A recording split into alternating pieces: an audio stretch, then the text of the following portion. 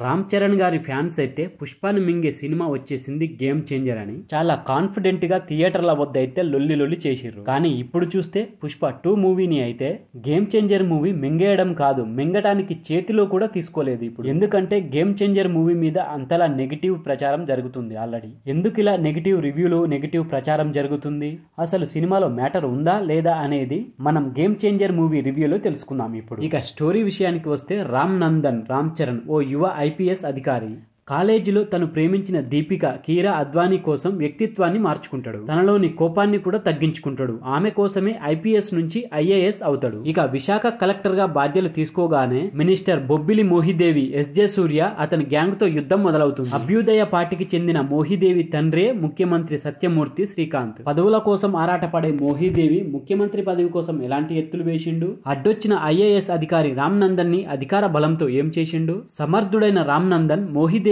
ఎలాంటి బదులిచ్చిండు, అభ్యుదయ పార్టీ, అప్పన్న, రామ్ చరణ్, పార్వతి, అంజలితో రామ్ నందన్ కి ఉన్న సంబంధం ఏమిటి అనేది తెలియాలి అంటే మనం ఈ సినిమాని చూడాల్సిందే. ఇక మొత్తంగా ఎలా ఉంది అంటే ఈ సినిమా ఎన్నో ఎక్స్పెక్టేషన్ పెట్టుకుని థియేటర్లోకి వెళ్ళిన ప్రేక్షకులకు డైరెక్టర్ శంకర్ గారు అయితే మనం పెట్టుకున్న ఎక్స్పెక్టేషన్ కి దగ్గరగా అయితే సినిమా తీయలేదు. ఒక భారతీయుడు, ఒక జెంటిల్ మెన్, ఒకే ఒక్కడు, ఒక అపరిచితుడు, ఒక శివాజీ, ఇప్పటికీ ఆ సినిమాలు మనకు గుర్తుకొస్తాయి. మరి గేమ్ చేంజర్ మూవీని అయితే మనం ఆ సినిమాల లాగా అయితే గుర్తుంచుకోలేము, కొన్ని రోజులైతే మర్చిపోతాం. ఎందుకు అంటే అది అంతే, మీరు సినిమా చూస్తే మీకే తెలుస్తుంది. ఇక ఓవరాల్ గా ఎలా ఉంది అనేది మన విశ్లేషణలో తెలుసుకుందాం. దానికంటే ముందు ఫ్రెండ్స్, మన ఛానల్లో ఎప్పటికప్పుడు మంచి కంటెంట్ ఉన్న సినిమాలకు సంబంధించిన రివ్యూస్ వస్తూనే ఉంటాయి. ఓటీటీలో విడుదలయ్యే సినిమాలకు సంబంధించిన రివ్యూస్, అలాగే థియేటర్లో విడుదలయ్యే సినిమాలకు సంబంధించిన రివ్యూస్ కూడా వస్తూనే ఉంటాయి. మరియు థియేటర్లో విడుదలైన సినిమాలకు సంబంధించిన కలెక్షన్ల వీడియోలు కూడా వస్తూనే ఉంటాయి మన ఛానల్లో. అందుకని మన ఛానల్ ని ఇప్పటి వరకు ఎవరైనా సబ్స్క్రైబ్ చేసుకోకపోతే తప్పకుండా సబ్స్క్రైబ్ చేసుకోండి. అలాగే ఈ వీడియో నచ్చితే మాత్రం తప్పకుండా లైక్ కొట్టి చూడండి. ఇక వీడియోలోకి వెళ్ళినట్లయితే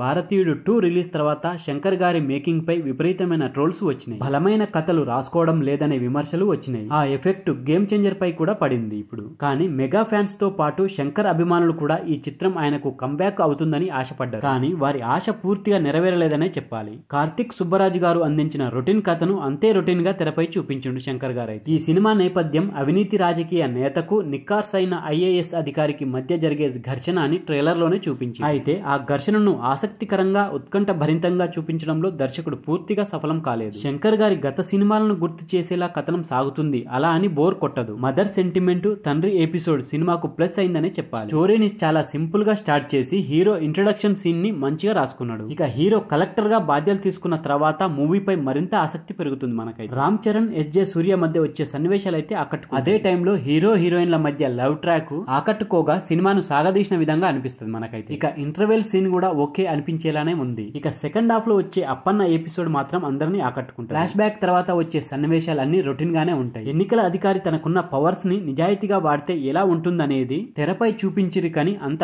ఎఫెక్టివ్ గా చూపించలేదు. క్లైమాక్స్ కూడా మనకు ఊహించినట్టు రొటీన్ గానే ఉంటది. ఈ మూవీ ద్వారా దర్శకుడు శంకర్ గారు ఎన్నికల వ్యవస్థకు, రాజకీయ పార్టీలతో పాటు ఓటర్లకు ఇచ్చిన సందేశం అయితే బాగుంది. అయితే ఆ సందేశాన్ని ప్రేక్షకులకు కనెక్ట్ అయ్యేలా బలంగా చూపించడంలో మాత్రం పూర్తిగా సఫలం కాలేదు. ఇక రామ్ చరణ్ గారి నటన ఏంటో RRR చిత్రం ద్వారా ప్రపంచం మొత్తానికి తెలిసింది. మరోసారి ఆ రేంజ్ నటనతో ఆకట్టుకున్నాడు. అప్పన్న, రామ్ నందన్ అనే 2 విభిన్నమైన పాత్రలు కనిపించిన చరణ్ ప్రతి పాత్రలోనూ ఆ వేరియేషన్ చూపించి ప్రేక్షకులను అయితే ఆకట్టుకున్నాడు. నెగిటివ్ షేడ్స్ ఉన్న పొలిటీషియన్ గా బొబ్బిలి మోహిదేవిగా ఎస్జే సూర్య తనదైన నటనతో ఆకట్టుకున్నాడు. ఇక అప్పన్న భార్య పార్వతిగా అంజలి అద్భుతంగా నటించింది. ఆ పాత్ర ఇచ్చే ట్విస్ట్ భావోద్వేగానికి గురిచేసింది. ఇక శ్రీకాంత్ గారు, సునీల్ గారు, అలాగే జయరామ్ గారు, నవీన్ చంద్రతో పాటు మిగిలిన నటీనటులు తమ పాత్ర పరిధి మేరకు నటించారు. టెక్నికల్ గా అయితే ఈ మూవీ అద్భుతంగా ఉందని చెప్పారు. తమన్ గారి బ్యాక్గ్రౌండ్ మ్యూజిక్ అయితే ఈ సినిమాకు మేజర్ ప్లస్ పాయింట్ అనే చెప్పొచ్చు. పాటలు కూడా పర్వాలేదు, ఆకట్టుకుంటాయి. సినిమాలో విజువల్స్ పరంగా పాటలు అయితే అద్భుతంగా ఉన్నాయనే చెప్పు. మిగతా డిపార్ట్మెంట్ కూడా బాగానే చేసింది పని. సో ఇక ఫైనల్ గా చెప్పేది ఏమిటంటే రామ్ చరణ్ గారి కోసం అయితే ఒకసారి చూడొచ్చు. సో ఫ్రెండ్స్, ఇది గేమ్ చేంజర్ మూవీ రివ్యూకు సంబంధించిన వీడియో. ఈ వీడియో కనుక మీకు నచ్చితే మన ఛానల్ని తప్పకుండా సబ్స్క్రైబ్ చేసుకోండి.